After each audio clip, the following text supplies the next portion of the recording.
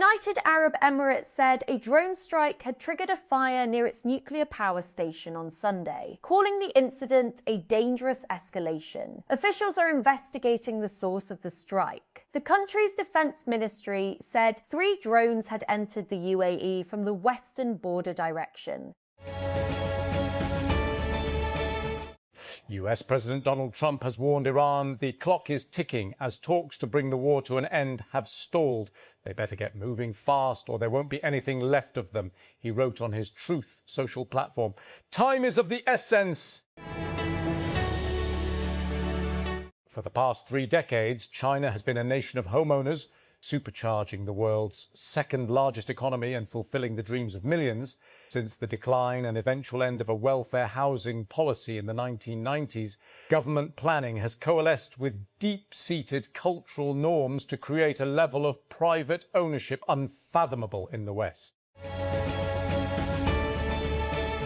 The administration of United States President Donald Trump has hosted a 9-hour prayer event on the National Mall in Washington, D.C. as part of its efforts to commemorate the country's 250th anniversary. Sunday's event was called Rededicate 250, a national jubilee of prayer, praise and thanksgiving, and it took place from 9 a.m. to 6 p.m. Eastern U.S. time, 13 to 22 GMT.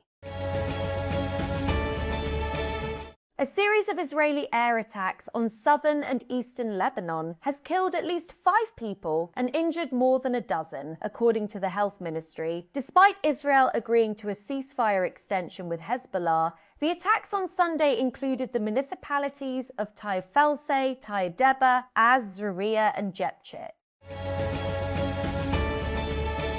United States President Donald Trump has reiterated his threats against Iran as negotiations to end the conflict between the 2 countries continue to flounder.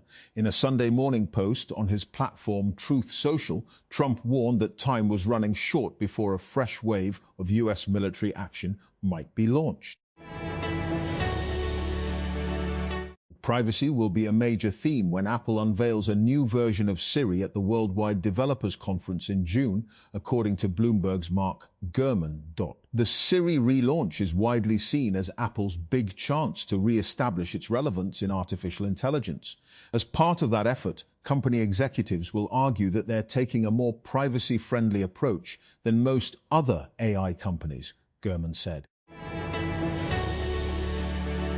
The government in the Mexican state of Puebla has confirmed the deaths of 10 people in an early morning shooting in the city of Tehuitzingo. On Sunday, the state government identified the victims as 6 men, 3 women and a minor, though no names were offered. It's a global health crisis, not a pandemic, but the World Health Organization is warning that the Ebola outbreak in the Democratic Republic of the Congo and neighboring Uganda could be much larger than what has been detected so far. Lawyers for Elon Musk and OpenAI made their closing arguments this week, and now it's up to jurors to decide whether OpenAI did anything wrong as it's transformed into a slightly more for-profit organisation. But as Kirsten Korosek, Sean O'Kane, and I noted on the latest episode of TechCrunch's Equity podcast, a big theme in the trial's final days was whether OpenAI CEO Sam Altman is trustworthy. For example, Musk's attorney, Steve Molo, grilled Altman about whether statements he'd made during congressional testimony were truthful. Peruvian election authorities have confirmed that right-wing candidate Keiko Fujimori will face off against the left-wing Congress member Roberto Sanchez in the country's presidential runoff. Following a chaotic first round of voting, Peru's National Jury of Election on Sunday confirmed the results of the 17% of the vote, with Fujimori taking first place with 17% of the vote. She was followed by Sanchez with 12%. Quetta. The Balochistan government on Sunday imposed Section 144 across the province for a month. In a notification available with Dawn, the provincial government imposed a complete ban on gatherings of 5 or more than 5 persons, including sit-ins, processions or rallies throughout the province for 30 days, effective immediately. Prime Minister Shehbaz Sharif has termed Pakistan's emergence as a key mediator between the US and Iran as a shining moment in our history, crediting the political military partnership for the change in the country's image internationally. The Premier made these remarks during an interview with the Sunday Times as Islamabad remained engaged in efforts for de-escalation between the US and Iran. Italy's Prime Minister Giorgia Meloni and President Sergio Mattarella have visited victims of car ramming and stabbing attacks on the main shopping street of the northern city of Modena at about 4:30 p.m. local time, 14:30 GMT on Saturday. A 31-year-old man identified as Salim El Kudri drove at high speed through the city centre, hitting more than a dozen people.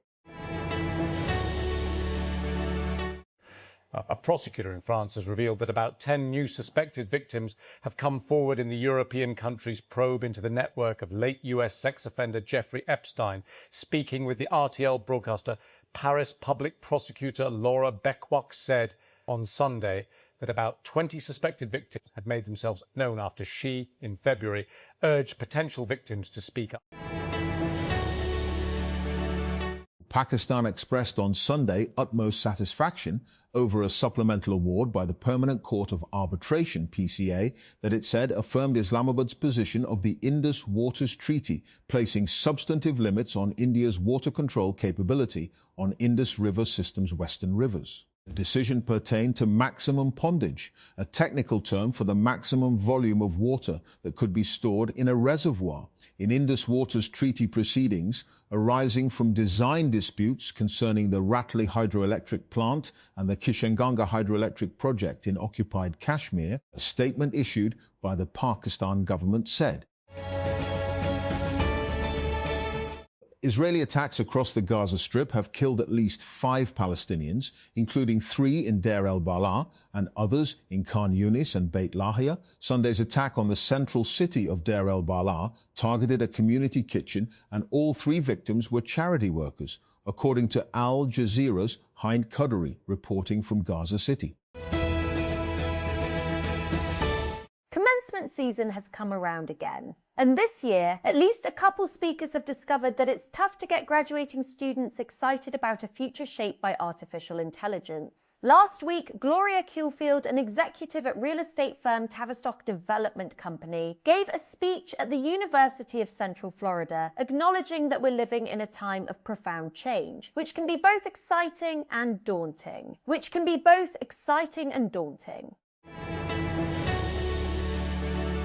The Permanent Court of Arbitration, PCA, in The Hague has reaffirmed that the Indus Waters Treaty, IVWT, remains fully in force and cannot be put on hold or terminated by either Pakistan or India acting alone. In its latest decision, the tribunal upheld its earlier findings on the treaty's validity, stressing that the legal regime governing the Indus River system continues to apply to both countries. A new US immigration rule taking effect will sharply raise the stakes for signature mistakes on H-1B and green card paperwork, potentially costing applicants thousands of data sets. The US Citizenship and Immigration Services, USCIS, has formalized new powers to request to reject or deny immigration benefit requesters, and in many cases, keep the filing fees even when an application is refused. The District Administration of Islamabad has enforced fixed entry fees at all cattle markets ahead of Eid al-Adha, setting the rate at $4,000 for large animals and $3,000 for small animals. Officials said strict action is being taken against anyone traders more than the approved amount, while one person has already been arrested for overcharging a livestock seller.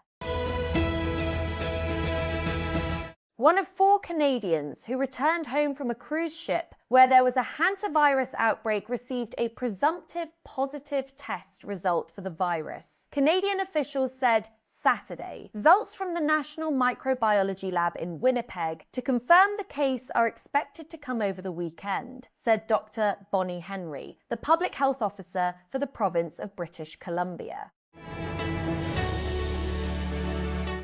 8 years after hearing their national anthem on football's grandest stage for the first time, Panama will have the chance to relive that surge of national pride at the 2026 FIFA World Cup. Having navigated a challenging qualification campaign, they return to the tournament as Central America's highest-ranked side, ready to test themselves against some of the world's best nations. Taiwan's president says the island will not be pressured into giving up its democracy and sovereignty, days after the self-governing territory was one of the main points of discussion between China and the US. Taiwan will not provoke or escalate conflict, but it will also not relinquish its national sovereignty and dignity, or its democratic and free way of life, under pressure. William Lai Ching-te posted on social media on Sunday. New York City, USA, like clockwork each May, soon-to-be college graduates drift into New York City's Washington Square Park in caps and gowns, typically in purple, the school color of nearby New York University. A sea of mostly 20-somethings gather for photographs that mark the moment when the predictability of collegiate life comes to a close and new graduates face the uncertainty of what's next. Julie Pehel, who just finished a master's degree in public health, was one of those graduates. But a tight job market has dampened the joy of the graduation ceremony. Welcome back to TechCrunch Mobility, your central hub for news and insights on the future of transportation. To get this in your inbox, sign up here for free. Just click TechCrunch Mobility. There is a bit of a theme emerging in transportation and really every industry. AI is creating jobs for some at the loss of others. The first day of Zilhajj will be observed on Monday, the 18th of May 2026. The Central Ru'ati Hilal Committee announced a short while ago. This has further confirmed that Eid al-Adha will be observed in Pakistan on Wednesday, 10 Zilhajj 1447 AH, i.e. 27th May 2026. The capital city has launched the Women Enterprise Market in G11.